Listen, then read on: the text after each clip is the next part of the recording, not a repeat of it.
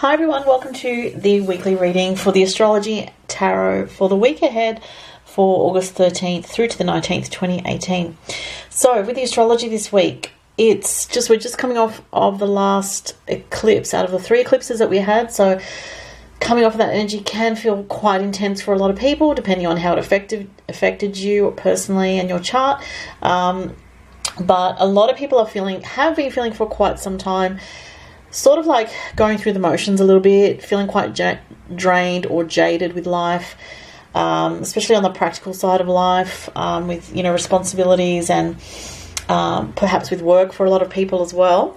But that is also because we've had so many retrograde planets, which I've talked about before, and we're kind of getting closer now to the end of this big retrograde phase, because at the very end of August we have Mars finally going direct, and then first week of September Saturn will go direct. So these two are very, very important, and I will discuss it more in the coming weeks when it actually happens. But if you've been feeling really down or drained energy wise, physically, like things have been a struggle for you to just get through the day or to keep on top of your responsibilities and your routine, to be motivated, to be inspired, all these things, if you've been struggling with that, it's quite normal with the retrograde phases, and we are at the end of it. So you can be feeling like you finally got used to the retrograde energy and now it's going to go direct, which is, it is a good thing, because you want to feel that you're engaging with these energies and having some forward momentum. But a lot of things needed to be reviewed, and this is why the retrogrades happen, is because we are reviewing our lives. And a lot of it can happen at first unconsciously, and then it can sort of towards the end of the retrograde phase, it can filter through to more of the conscious mind. And a lot of healing takes place with the retrogrades, a lot of inner work, a lot of soul searching and self-reflection and so forth. So technically this week we're still in the retrograde phase with Mars retrograde, but it is moving into the sign of Capricorn, where it is exalted, so which means it's in its best placement for Mars to be in Capricorn. So Mars retrogrades back into the later degrees now of Capricorn before it goes direct at the end of August. So this could be, a very strong energy for a lot of people. It's like finalizing something that you're trying to get more of a handle on, your practical life, your responsibilities, perhaps your finances, or the real sort of nuts and bolts of your life where you really need to focus, and it could be work related as well. So that's happening this week with Mars coming out of Aquarius and going into Capricorn. So if you're a late born earth sign, this is going to be quite strong for you. If you're a late born Capricorn, it's going to be very intense. You could feel sort of some aggression energy coming on, or some challenging energy. But for Taurus and Virgo, if you're late born, this is quite good. And also for Scorpio, it's also quite good. And what else? A bit challenging for late born Libras though, okay, and late born Cancers. So do watch the anger, those of you that I just mentioned, the late born Cancers and Libras coming up this week.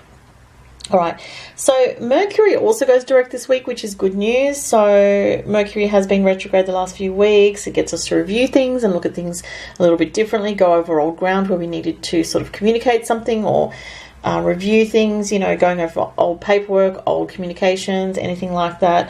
It has been in the sign of Leo, so that could be to do with creativity, children, heart-centered issues, your emotions, because Leo is very heart-centered and passionate energy.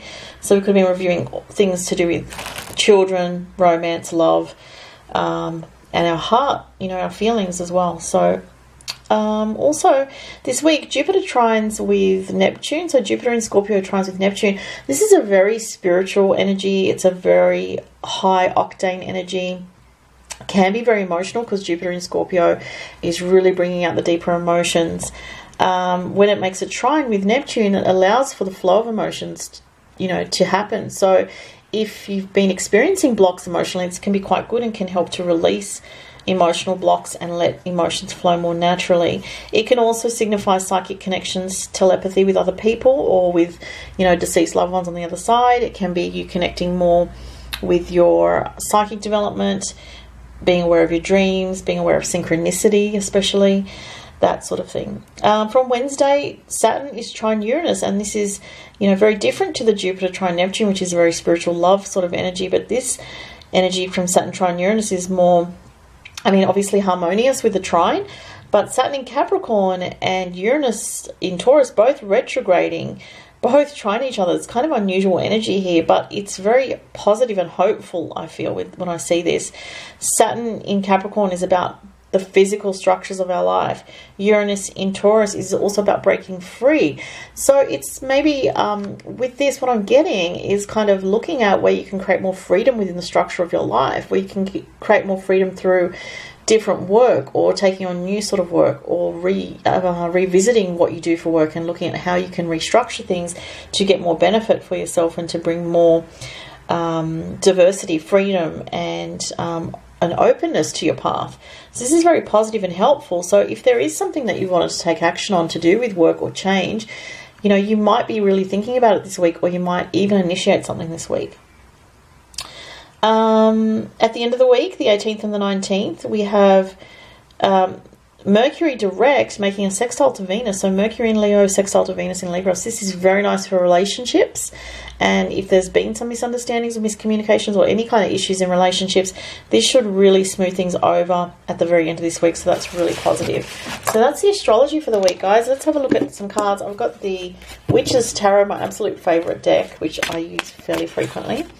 And I'm going to pick, as I always do, 3 cards for this week to see what the energies are for the week in general. Remember, this is a general reading. If you are guided to watch this video, there could be messages in here for you. Maybe not all messages resonate, though for some people it might. But as I said, it is general. If you'd like a private reading, go to the links below to my online store. The turnaround time is 7 to 14 business days at the moment. So let's have a look. I'm just drawn to, very intuitively, my hand will want to go to certain areas. Okay, so let's see. Oh, the Sun. Wow, I love that. The Lovers. Beautiful. Oh, the Fool. Okay. That's pretty powerful. So it looks like there's a new start in a relationship situation for some people. So if you're in a relationship at this time, it looks like there's new developments or a new start in a relationship. This is a card of freedom and new beginnings.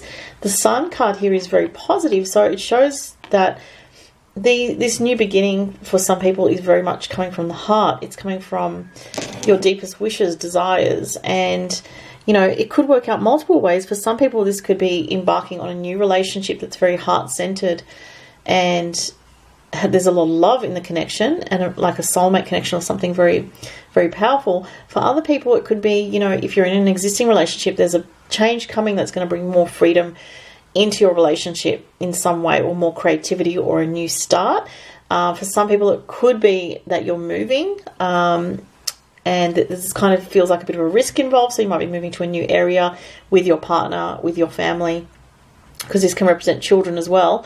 Obviously, it could be a couple and a child or children moving to somewhere new, having a brand new start, and it feels like it's the unknown. So there's another meaning in that. Let me just see what else I'm getting here. I'm getting definitely a family sort of vibe with this as well, I want to say. So I feel like I want to say if there's been concerns about children recently, this is working together with your partner to sort of help facilitate some new energy that could be to do with the child or the family, that helps to smooth the way in some changes that are incoming. But the changes are, it's quite strong energy because we've got 2 major arcana cards here, the Lovers and the Fool. So it's quite strong energy of change represented with these cards here. For some people, as I said, it's a new relationship, which the Fool and the Lovers can represent with the Sun, a new soulmate relationship coming in. For others, it's changes within the family dynamics that are actually positive, though you might feel some fear around it because, change can often make people feel unsteady or unstable. But it's showing with the Fool and the Sun card, it's showing going with the changes, which are quite positive. I'm just going to see if I can pull any other messages out for others. There's something to do with, this could be for a couple of people, something mentioning travel in connection to love, and following your heart. And this could even just be one person, or it could be just several people, following your heart to a new love situation, that involves traveling or following a dream connected to travel is coming up this week. And it might not be that you're actually traveling this week. It might just be that the idea of it is really percolating into your mind this week and you're really thinking about it. So a few messages there. All right. So someone out there is thinking about travel and love. All right, let's have a look at the Zodiac reading cards just for an extra message. And see what other messages we have for everyone this week. Oops, it's too many. All right, where am I drawing something back here? Definitely that one. Ooh, we have Harmony, Sun in Libra. Again, some focus on romance, relationships, balance in relationships, and coming to a new stage of awareness, I want to say. That just came out. A new stage of awareness in love. More harmony where there's been disharmony in the past. Equality, coming to an equal footing. It says enjoy life with music, love and romance. So this is a very romantic energy for some people. It is a 7, which is a very spiritual energy. So it could be that there is, especially with that Jupiter trine Neptune this week, there is higher energy coming in on a higher love frequency. So it's bringing a lot of understanding. It's bringing a lot of harmony potential in relationships and in love. And if you're not in a relationship, it's something about connecting telepathically with someone on a soul level. So you might be, if you're not in a relationship, having dreams of someone that you're going to meet in the future, feeling that there is someone that you know is there for you, like a soulmate in the future, or you're having strong feelings of this potential partner in the future, and it's quite powerful. So it's a very potent energy here, and for some people, it's restoring harmony where there's been difficulty just in general. So coming into a bit more of a peaceful energy this week as well. All right, so that was the reading, guys. I hope you enjoyed that, and thank you so much once again for watching. Have a beautiful week, everyone. Bye.